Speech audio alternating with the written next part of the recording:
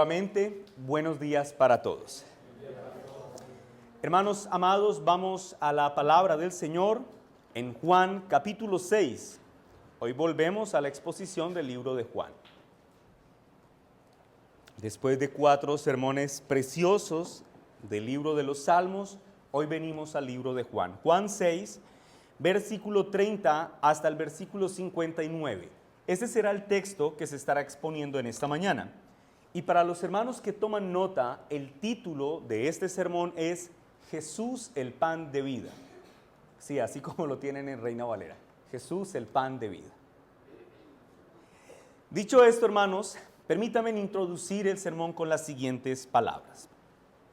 A modo de buena introducción, y yo creo que necesaria introducción, yo quiero que consideremos el contexto circunstancial en el que se va a desarrollar el texto que hace unos minutos nuestro hermano Freddy leyó para nosotros.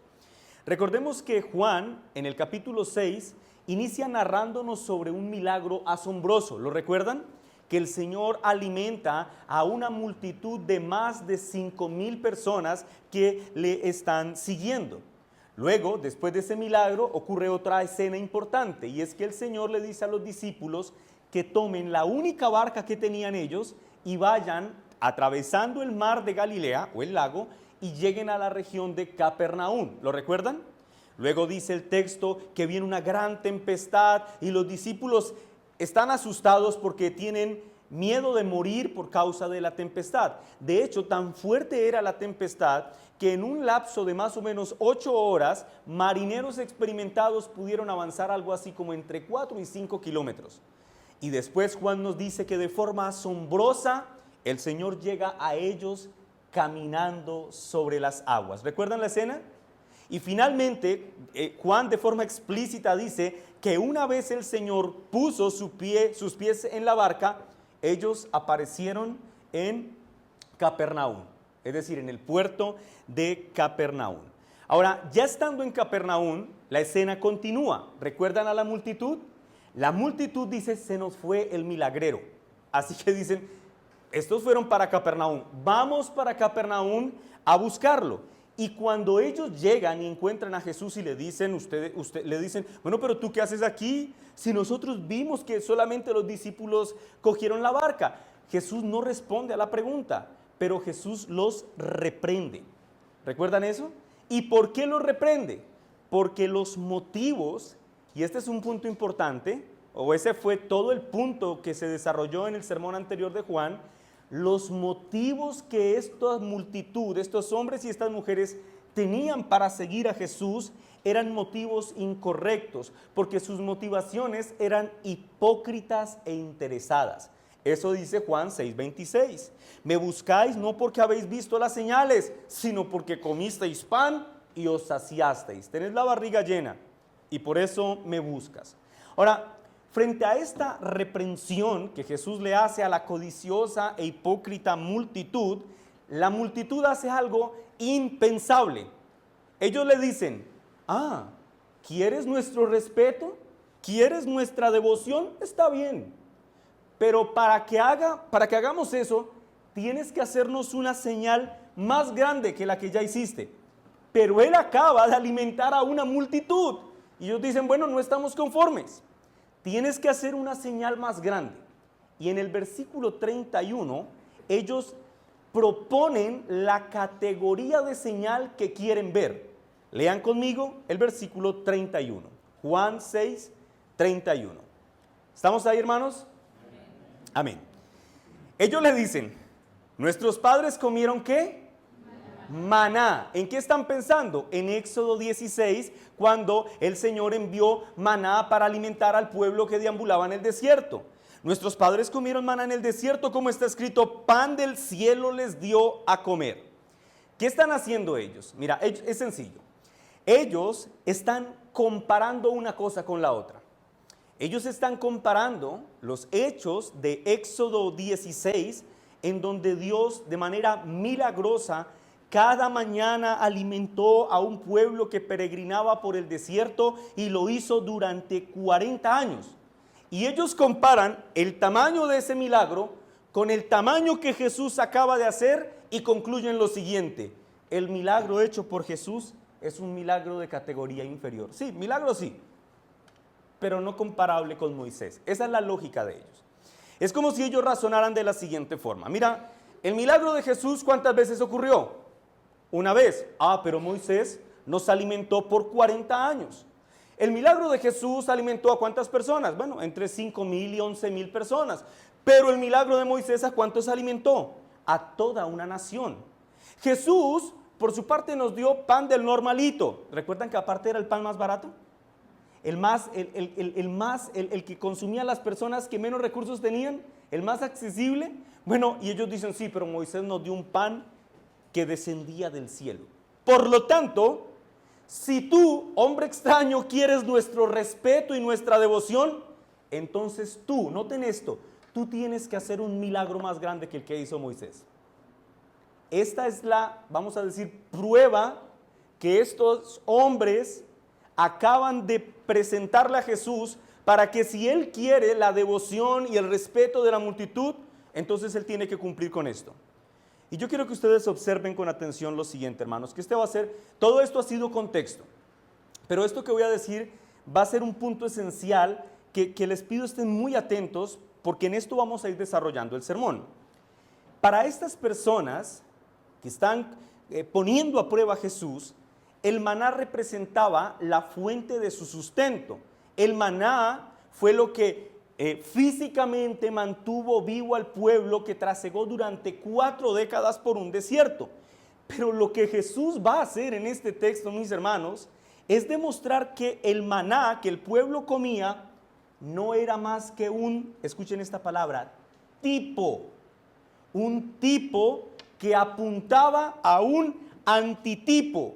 Y el antitipo es Cristo, porque Él es el único que puede dar verdadera vida a su pueblo en medio de un mundo sin vida.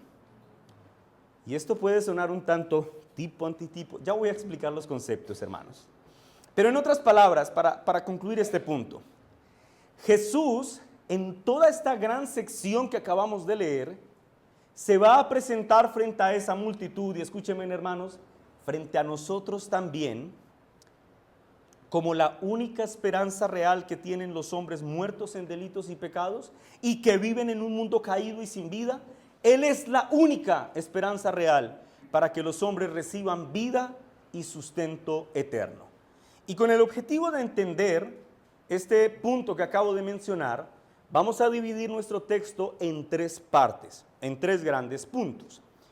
Pero antes de explicar cada uno de los puntos, voy a definir 2 conceptos, hermanos, que son necesarios para que entendamos todo lo que este texto tiene que ofrecernos a nosotros. Recuerden, Jesús afirma que el maná, ¿qué era? ¿Un qué? Lo dije hace un momento, un tipo.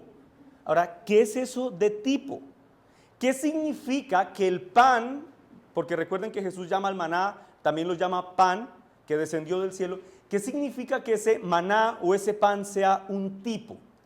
Para los hermanos que toman nota, este es el punto. Cuando nosotros en teología hablamos de tipos o tipologías, estamos haciendo referencia a una sombra o a una imagen que poseía un significado provisional y que apuntaba proféticamente por diseño divino hacia una realidad redentora futura. En otras palabras, los tipos tenían una función pedagógica y anticipatoria dentro del plan de redención. O en palabras más simples, un tipo se caracteriza o debe caracterizarse por tener una correspondencia analógica que apunte hacia el futuro. Esa correspondencia analógica a la que apunta el tipo, en teología se conoce como antitipo. Entonces tengan estos 2 conceptos. El tipo está en el pasado o en el presente, dependiendo de donde nosotros vivamos.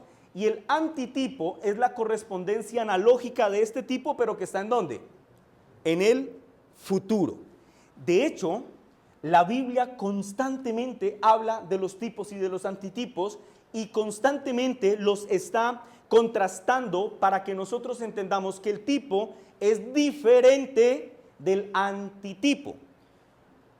El tipo tiene un lenguaje de sombras, mientras que el antitipo tiene un lenguaje de imágenes reales. En otras palabras, los tipos solo son una imagen de lo que será en el futuro el antitipo. Por lo tanto, la conclusión es esta: el antitipo es mayor o menor que el tipo. Es mayor que el tipo.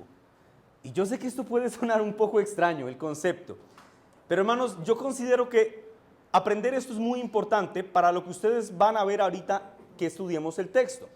Pero permítanme ayudarles a entender un poco más esto con un ejemplo. Uno con ejemplos aprende más fácil. Piensen en el ejemplo más claro de tipo y antitipo, o por lo menos el que a mí me parece más claro: Adán y Cristo. ¿Quién es el tipo? Adán. ¿Y quién es el antitipo? Cristo. Adán, mis hermanos, era un tipo del Cristo que habría de venir. Adán mismo era una sombra de aquel Redentor que vendría, pero Adán no era Cristo. Pero Adán sí apuntaba al Cristo que vendría. Así piensen, por ejemplo, como un objeto que produce sombra. Bueno, la sombra en sí misma no nos da los detalles del objeto, pero la sombra sí nos da información real que nos permite conocer algunas cosas del objeto. Como por ejemplo, si ustedes ven esta sombra de este libro, ¿pueden intuir la forma del libro? Sí, ustedes dicen, no sabemos qué objeto es, pero sabemos que tiene una forma ¿qué? Rectangular, ¿cierto? Rectangular. Nos da información aproximada. La sombra entonces nos muestra el rostro. Lo mismo ocurre con los tipos. Los tipos nos dan información verdadera de algo que es distinto y a la vez mayor que ellos. En el caso de Adán, Adán, como cabeza representativa del pacto de obras, nos dio información correcta sobre el Cristo que vendría y sería la cabeza representativa del pacto de gracia. ¿Entienden el ejemplo? El tipo y el antitipo. Otro ejemplo, hermanos, el Éxodo. El Éxodo que habla de la liberación de un pueblo que estaba siendo oprimido por la esclavitud en Egipto. Esa liberación es un tipo de la redención de la iglesia en Cristo Jesús. ¿Lo entienden? El pueblo que está siendo liberado en el antiguo pacto apuntaba hacia la redención que el pueblo de Dios tendría a través de Cristo como su Señor y Salvador. Dicho esto, mis hermanos, y dadas estas breves puntadas de ejemplos, yo creo que nosotros ya estamos preparados para entender el mensaje general del texto que acabamos de escuchar, que leyó nuestro hermano Freddy. Y quiera el Señor, hermanos, que al finalizar este sermón, en el que se nos muestra a Cristo como el pan de vida que el Padre proveyó para darnos vida eterna, quiera el Señor, al entender eso, al entender que el antitipo ha llegado y que ha manifestado su gloria como Señor y Salvador, nosotros, mis hermanos, estemos más dispuestos a rendir tributo de adoración a este bendito Señor. Les había dicho entonces que vamos a dividir nuestro texto en tres partes. Primera parte, versículo 32 hasta el 42. Yo lo titulé el antitipo del maná. Es decir, vamos a ver a quién apuntaba el maná. Pero ustedes ya lo intuyen, ¿verdad? El antitipo del maná. Versículo 32 al 42. Antes de leerlo, permítanme hacer una aclaración. Este texto, mis hermanos, que son 29 o 39 versículos, tiene mucha información preciosa que nos puede nutrir y en la que deberíamos meditar largamente.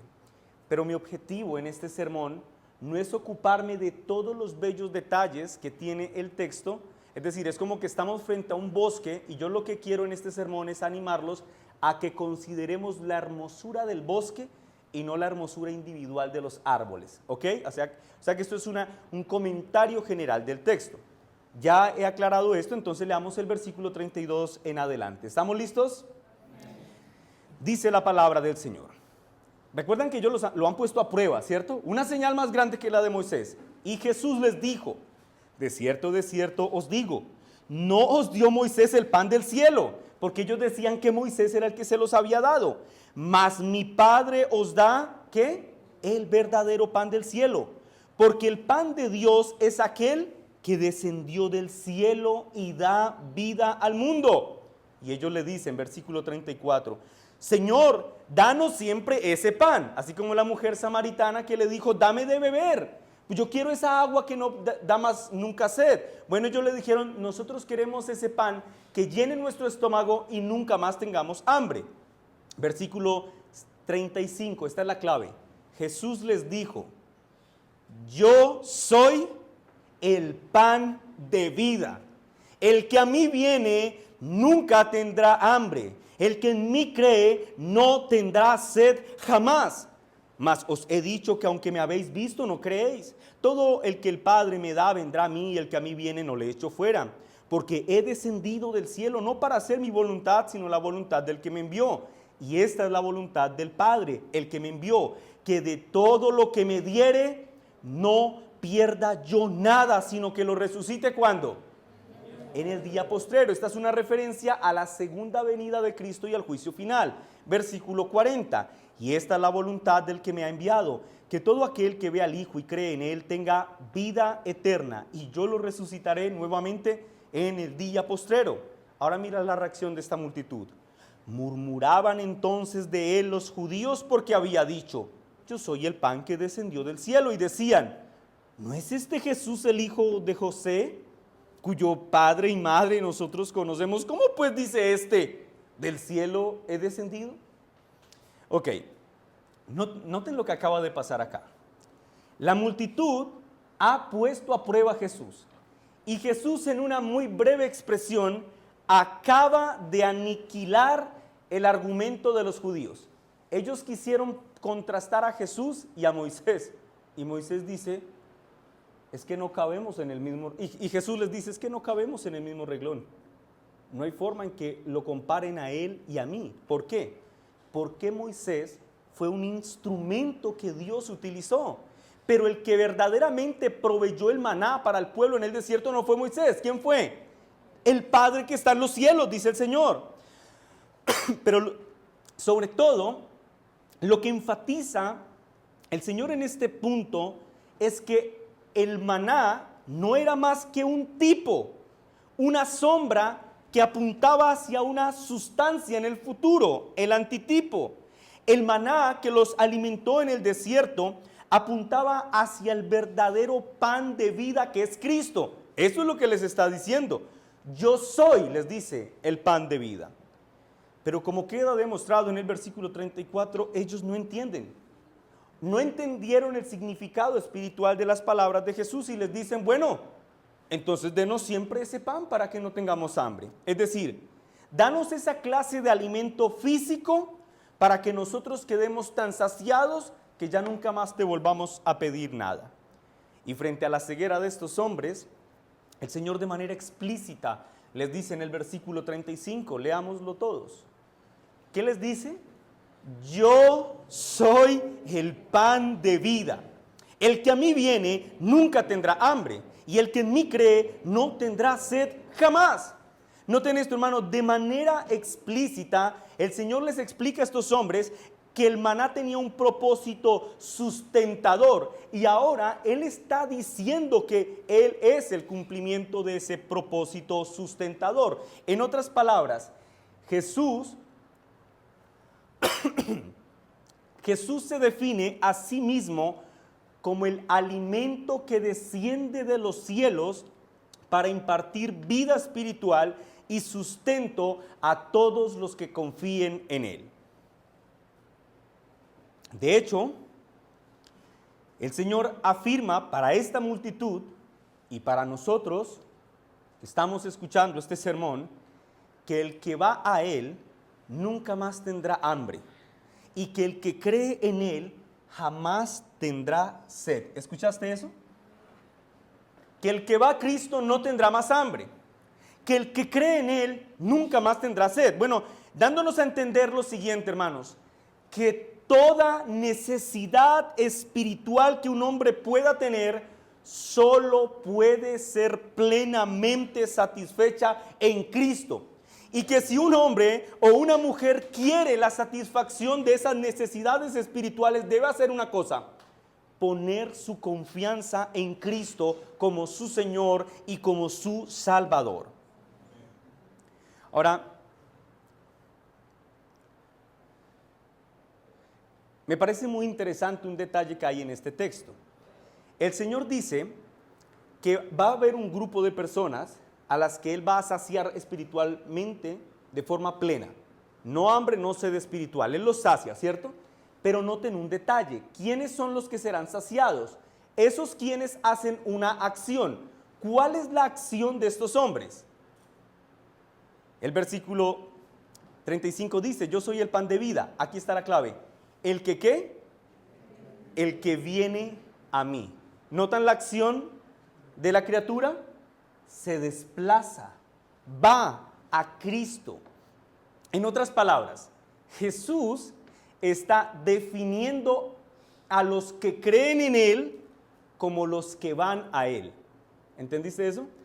El que cree en Jesús es definido por el mismo Jesús como aquel que va y le busca. Es decir, el que cree en Jesús debe estar dispuesto a ir ante su santa presencia como aquel que no tiene nada que ofrecerle al Señor excepto su pecado, y que por lo tanto todo lo necesita de Él. Hermanos, aquel que va completamente rendido delante de Él, con la mano extendida suplicando misericordia, el Señor dice en este texto que ese hombre nunca más tendrá hambre y nunca más tendrá sed. Es decir, esa persona recibirá completa y perdurable satisfacción espiritual y paz perfecta para con el Dios Padre por medio del Dios Hijo. ¿Entiendes qué hermoso y esperanzador es esto? Ahora, estos hombres de la multitud quisieron poner a prueba a Jesús diciéndole: Moisés es más grande que tú. Y si tú quieres nuestro respeto, tú tienes que hacer algo al respecto. Tienes que demostrar que eres más grande que Moisés. Pero Moisés demuestra, mis hermanos, pero el Señor Jesús, demuestra que el papel de Moisés era un papel limitado, porque el pan que Moisés les dio no podía satisfacer las necesidades eternas que solo Él sí podría satisfacer. Jesús en este texto, hermanos, se está presentando como el alimento, como el sustento que nutre verdaderamente la vida espiritual de su pueblo. Él se está presentando a sí mismo como el único pan que puede darle vida a los que confían en Él y van a Él. Y en ese ir reconocen su incapacidad de satisfacerse y de llenarse con lo que este mundo les ofrece. Así que esta asombrosa declaración, yo soy el pan de vida, hermanos, no debería tomarse como una declaración abstracta o universalista o generalista. No, mis hermanos, cuando el Señor dice yo soy el pan de vida a una multitud de incrédulos, lo que está haciendo implícitamente es un llamado personal para que los hombres que lo escuchan vengan a Él, reconozcan que necesitan de Él, se rindan ante Él y entonces sean en Cristo satisfechas todas sus necesidades espirituales. ¿Escuchaste eso? Esto es un llamado personal para que ya no sigas pensando que tú puedes llevar el control de tu vida y seguir según tu propio criterio. Este es un llamado para que vayas a Él y te rindas ante su santa presencia. Jesús, mis hermanos, se presenta entre nosotros y amigos que nos acompañan, se presenta como el pan de vida. Y al presentarse de esta forma, Él invita a quienes le escuchan para que vayan a Él, crean en Él y reciban la vida que solo Él puede dar. Y en el tercer punto de este sermón veremos la naturaleza de la vida que Cristo da. Ahora, esta es una invitación bella, generosa y real.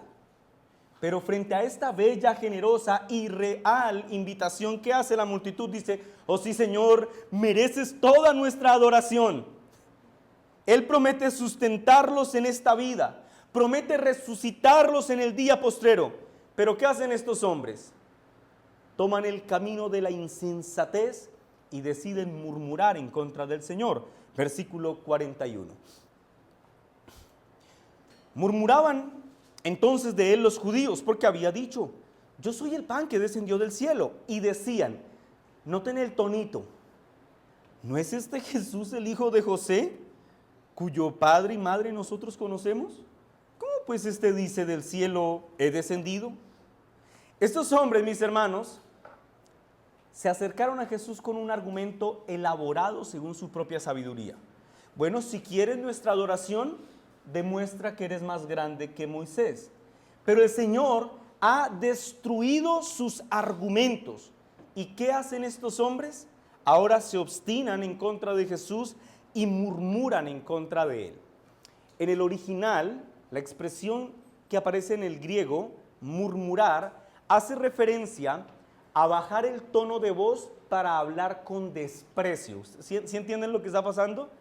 Como que, bueno, ¿y este hombrecito quién es? De hecho, las preguntas que aparecen en el versículo 42, cuando dice: ¿no es este Jesús el hijo de José?, de forma textual podría traducirse así: ¿no es este tipejo el hijo de José y de María? ¿Entienden la forma en la que quieren minimizar las palabras de Jesús?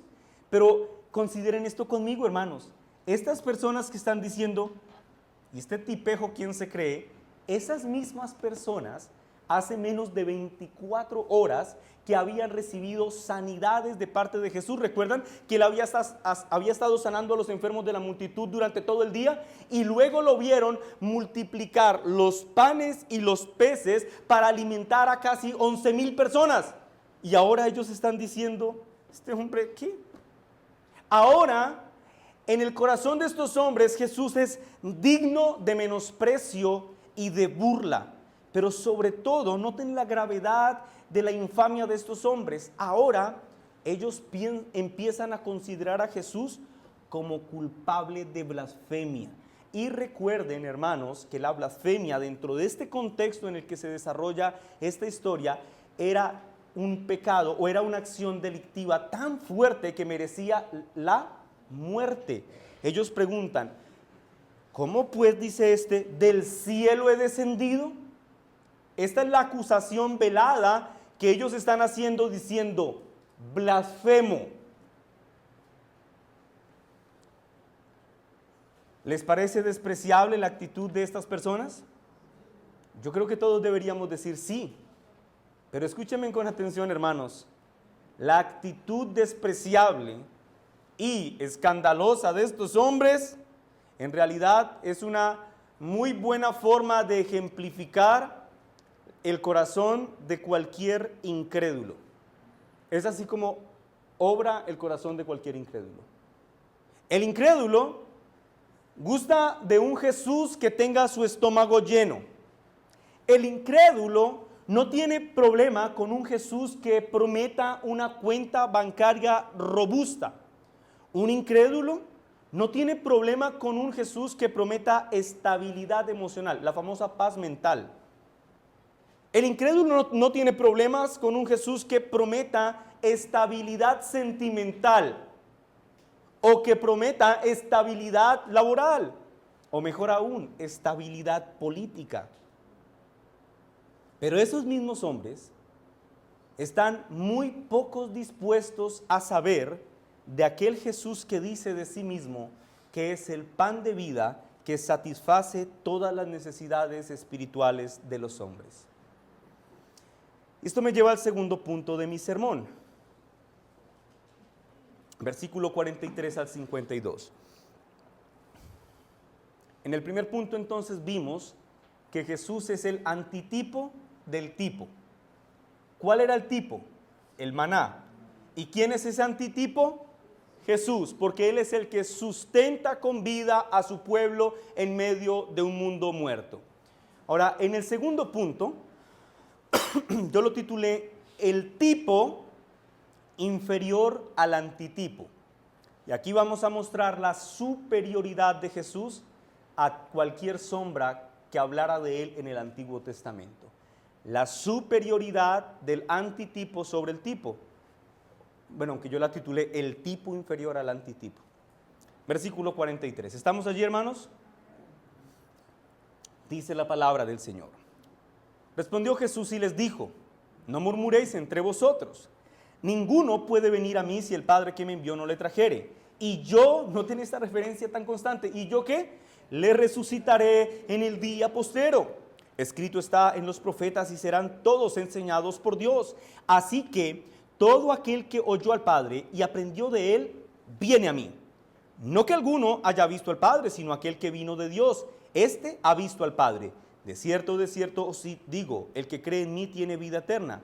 Nuevamente, yo soy el pan de vida. Ahora mira la clave. Mira lo que va a pasar en el versículo 49. Aquí sencillamente está afirmando lo mismo que ha afirmado antes, pero mira lo que va a pasar acá. Versículo 49. ¿Están todos allí? Vuestros padres comieron el maná en el desierto. O sea, el Señor reconoce que este es un gran milagro. ¿Pero qué ocurrió con ellos? Murieron. Sí, vuestros padres comieron maná en el desierto, es cierto, pero igual se murieron. Versículo 50. Este es el pan que descendió del cielo, para que el que de él come, mira la diferencia, no muera. Y les recuerda: yo soy el pan vivo que desciende del cielo. Si alguno comiere de este pan, vivirá para siempre. Y el pan que yo daré es mi carne, la cual yo daré por la vida del mundo. Versículo 52. La respuesta de los judíos. Entonces los judíos contendrían entre sí diciendo: ¿cómo puede éste darnos a comer su carne?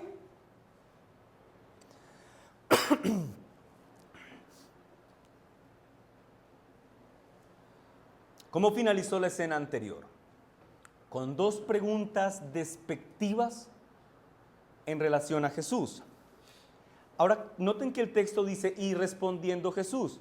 Pero si ustedes leen la respuesta de Jesús, en realidad Jesús no le respondió a sus preguntas. Algo así como que a palabras necias, oídos sordos. Más bien lo que hace en su respuesta es reprenderlos y decirles que no hay necesidad de que murmuren. ¿Por qué no deben murmurar? Y el Señor va a establecer un argumento teológico en contra de estos hombres. Y esencialmente lo que les va a decir es lo siguiente: ustedes murmuran en contra de mí porque están pensando si merezco o no la pena que me reconozcan como Señor. Bueno, ¿por qué murmuran? Si es que nadie puede venir a mí si el Padre no le ha entregado en mis manos. Y aquí lo que se destaca es la doctrina del decreto divino, que el Dios Padre escoge para la salvación desde antes, en este santo consejo intratrinitario, desde antes de la fundación del mundo. En otras palabras, cuando Jesús dice que nadie va a él si el Padre no le lleva, lo que está destacando, mis hermanos, es esa poderosa influencia que ejerce Dios en aquellos que escogió para la salvación desde antes de la fundación del mundo. Y el Señor Jesús aquí afirma que los que el Padre le dio ciertamente vendrán a Él y creerán en Él, y que de los que crean ninguno se perderá, y que esto será así porque el Padre influenciará poderosamente la mente, la voluntad y el corazón de ese escogido, haciendo que el escogido responda con fe viva al mensaje del Evangelio.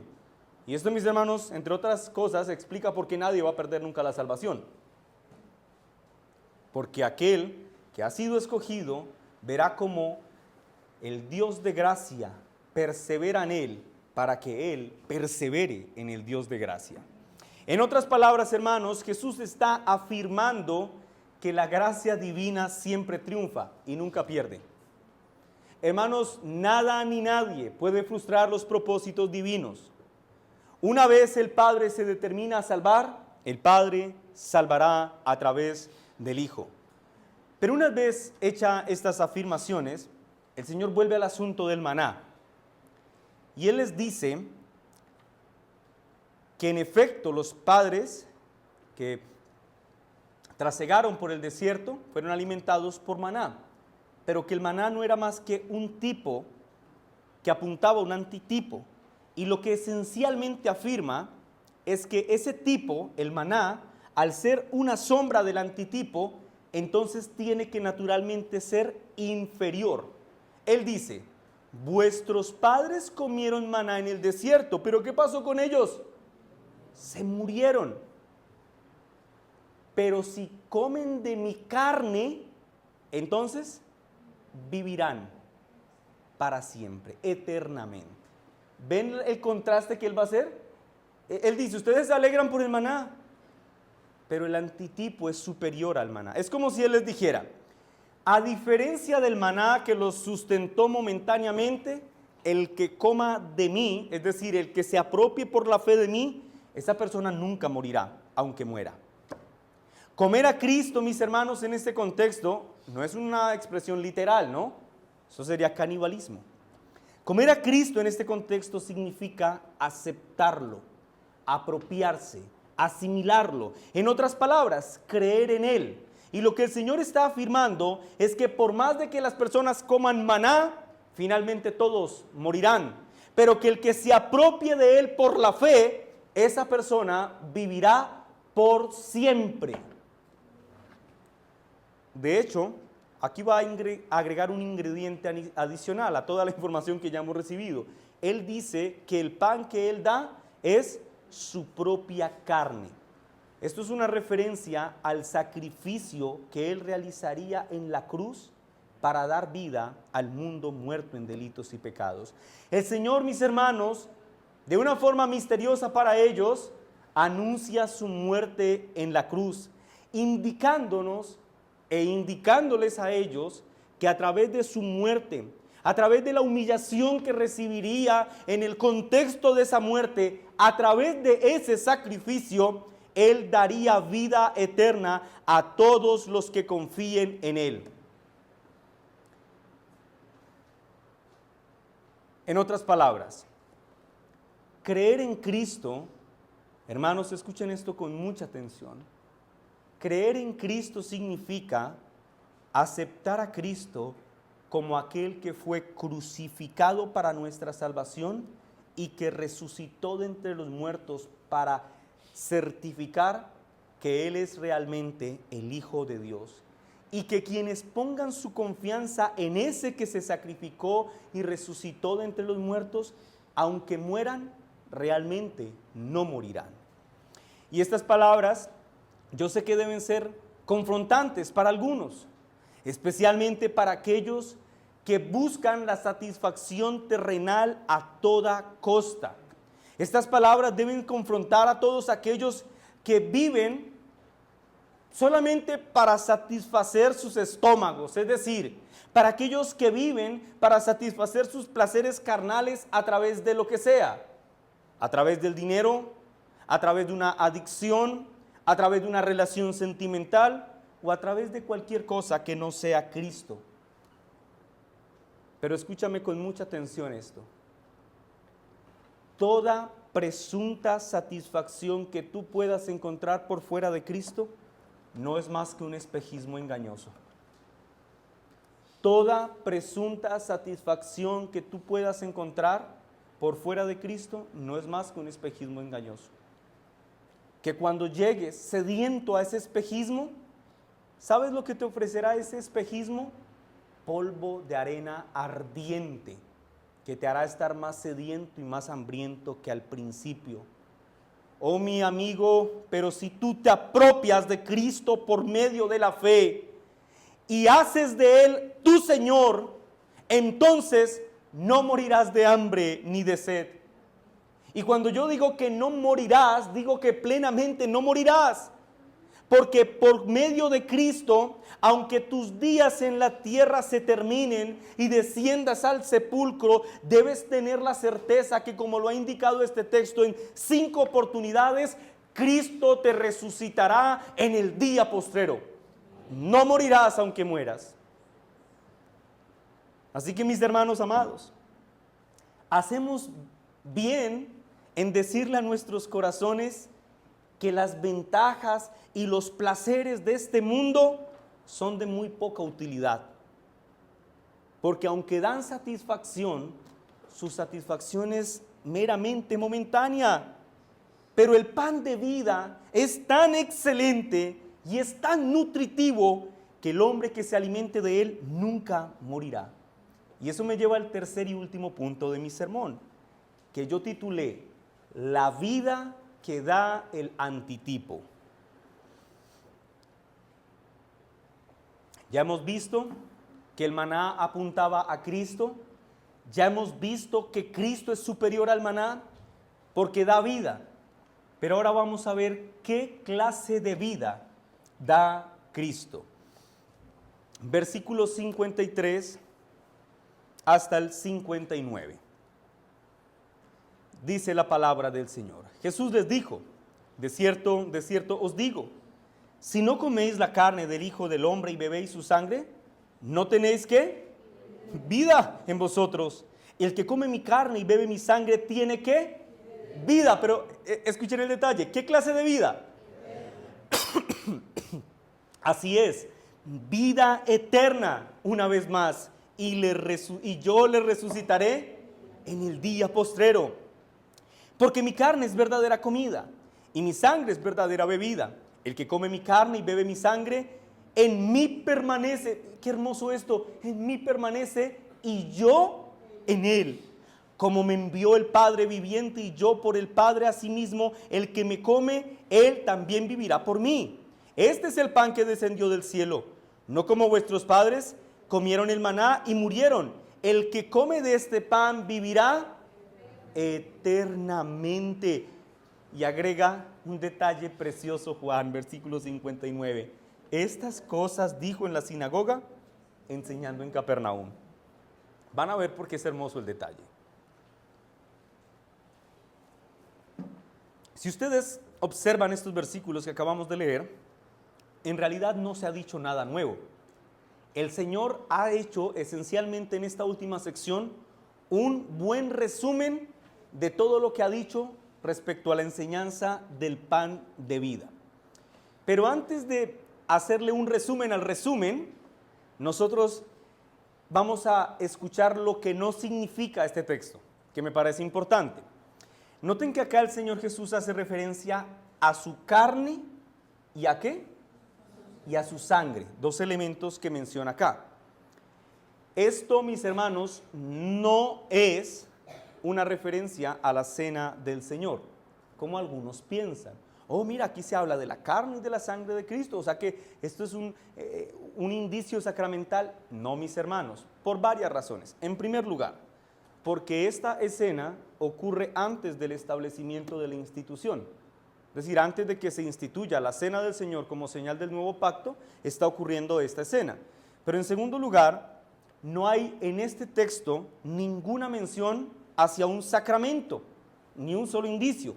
Y en tercer lugar, las palabras que se utilizan en este texto, especialmente carne, difiere muy significativamente de las palabras que sí se utilizan en la cena del Señor. Cuando se establece la cena del Señor, Él dice, con el pan, dice, este es ¿qué?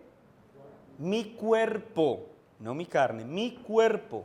Y aquí habla de su carne. ¿Qué significa entonces comer la carne y beber su sangre? Los romanos que perseguían a la iglesia primitiva tomaron estos textos como expresiones literales y acusaron a la iglesia de practicar canibalismo. De hecho, se decía que los padres se comían a los niños en sus reuniones dominicales. Y esto lo utilizaban como un argumento para perseguirlos y matarlos. Ahora, eso tampoco es lo que significa el texto. ¿Qué significa que nosotros comemos la carne y bebemos de la sangre de Cristo? Es sencillo, mis hermanos. El contexto grita a fuerte voz lo que significan estas palabras. Comer de Cristo, de su carne, y beber de su sangre significa aceptar, apropiarse y asimilar el sacrificio de Cristo como el único fundamento de nuestra salvación. Ahora, dicho esto, una breve aclaración teológica, consideremos de manera resumida el resumen de esta última parte. El resumen del resumen, podríamos decirlo.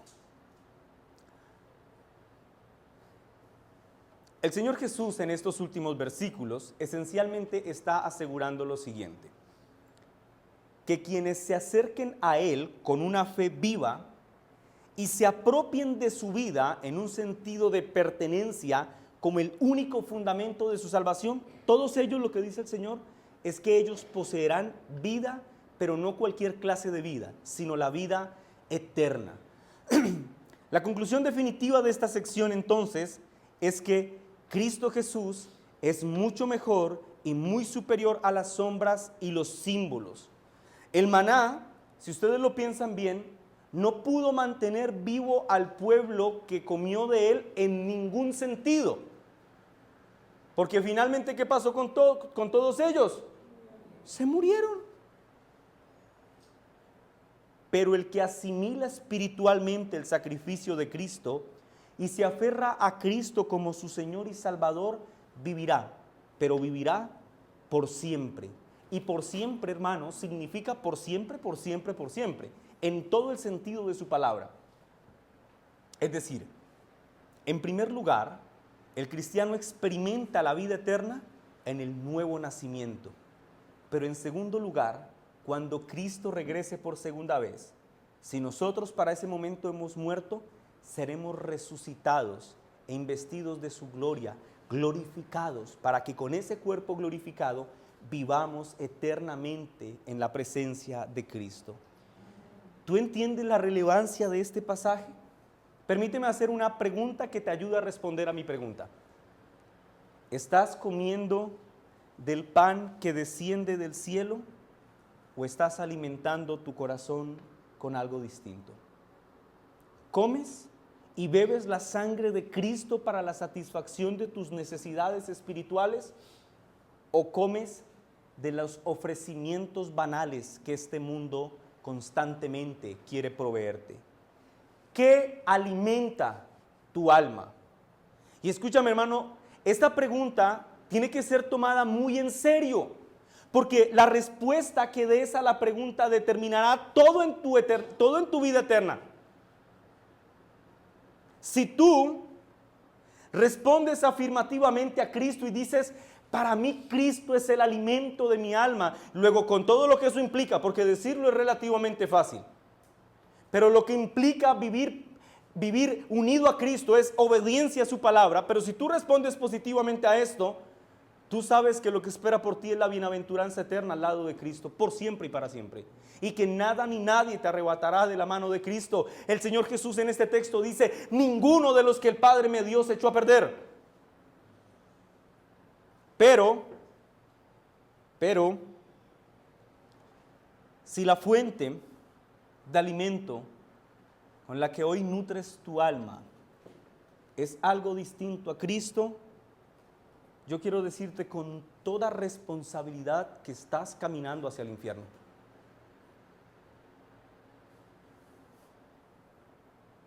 Finalmente, en el versículo 59, como les dije, Juan, inspirado por el Espíritu Santo, agrega un detalle sumamente valioso. Juan dice que todo lo que ha dicho Jesús en torno a la enseñanza del pan de vida ocurre ¿en dónde? En la sinagoga. Pero ahora escuchen el punto interesante. La expresión sinagoga en el griego no está acompañada de un artículo, no es precedida por un artículo. Esto significa que el énfasis de Juan no es que nosotros pensemos en que Jesús dio esta enseñanza en el lugar físico, en la sinagoga, sino que el énfasis de Juan es decirnos que el Señor Jesús dio esta enseñanza sobre el pan de vida cuando la congregación se había reunido en la sinagoga para adorar. Enseñándonos de esta forma, mis hermanos, que la vida eterna que Cristo ofrece es aquello que debe anunciarse a fuerte voz en medio de la congregación. Y nosotros debemos dar gloria a Dios Porque eso es lo que ha pasado en este lugar. Cristo ha sido anunciado en medio de la congregación. Ahora, hermanos, permítanme finalizar este sermón dando dos breves aplicaciones que no son más que una extensión de las aplicaciones que ustedes ya escucharon a lo largo del sermón. A lo largo de toda esta enseñanza, tú escuchaste muchas cosas respecto a Cristo. Pero si algo queda claro, es que Cristo es la única fuente de esperanza real que tienen los hombres para su salvación. ¿Eso está claro? Ahora escúchame esto. Tú ya escuchaste esto, ya lo entendiste. Niños, ¿lo entendieron? Amén. Muy bien. ¿Saben qué significa esto? Que todos ustedes, incluyéndome a mí, somos más responsables delante de Dios que antes de que pasáramos por esa puerta. Porque nosotros hoy escuchamos el anuncio del glorioso evangelio. Mi amigo, tú has sido expuesto hoy al llamado que Cristo hace a los pecadores para que se arrepientan y vengan a Él, es decir, crean en Él y coman su carne y beban su sangre y entonces reciban el regalo de la vida eterna. En otras palabras, aquí quiero hablarle a los amigos que nos acompañan. ¿Qué harás tú con esta responsabilidad? ¿Saldrás de aquí pensando que esta fue una buena conferencia? ¿Recuerdan por qué al inicio del sermón les dije, hermanos, o antes de empezar el sermón les dije, no, ninguno piense que esta es una conferencia? Saldrás de aquí pensando que se desarrollaron dos buenos conceptos teológicos que antes no conocías muy bien, los tipos y los antitipos, y que esto fue interesante. Mira, si esa fue tu conclusión, no voy a decir que es equivocada, porque aprender de la palabra del Señor siempre trae provecho, pero es una conclusión descorazonada. Así que antes de que te vayas por esa puerta, permíteme repetirlo una vez más para ti. Si tú estás sin Cristo en este lugar, tú necesitas con suma urgencia comer el pan de vida que descendió de los cielos. Mi amigo, tu mayor necesidad es comer la carne y beber la sangre de aquel bendito Hijo de Dios que murió en una cruz para el perdón de tus y mis pecados. Pero si tú te rehusas a creer en este anuncio y endureces tu corazón, tú serás el hombre o la mujer más desdichado que pueda existir. Porque no solo no recibirás lo que esperas recibir en este mundo. ¿Tú quieres satisfacción? ¿Quieres placer? Bueno, el mundo no te lo va a dar. Tú ya sabes cómo termina la historia. Tú has ido una y otra vez al mundo buscando satisfacción y placer allí. ¿Y qué ha hecho el mundo? Te ha pagado con ingratitud y desprecio. Pero, sobre todo, serás el más desdichado de todos los hombres, porque eternamente quedarás apartado de Cristo. Por eso, amigo querido, no menosprecies el llamado que el Señor te hace en esta mañana. Ven a Él, ríndete delante de Él. Deja de buscar la satisfacción y la aprobación que el mundo te ofrece. Tú ya sabes que al final te pagará mal. Escúchame, Satanás es un mal esclavista. Satanás paga con más ruina a sus esclavos que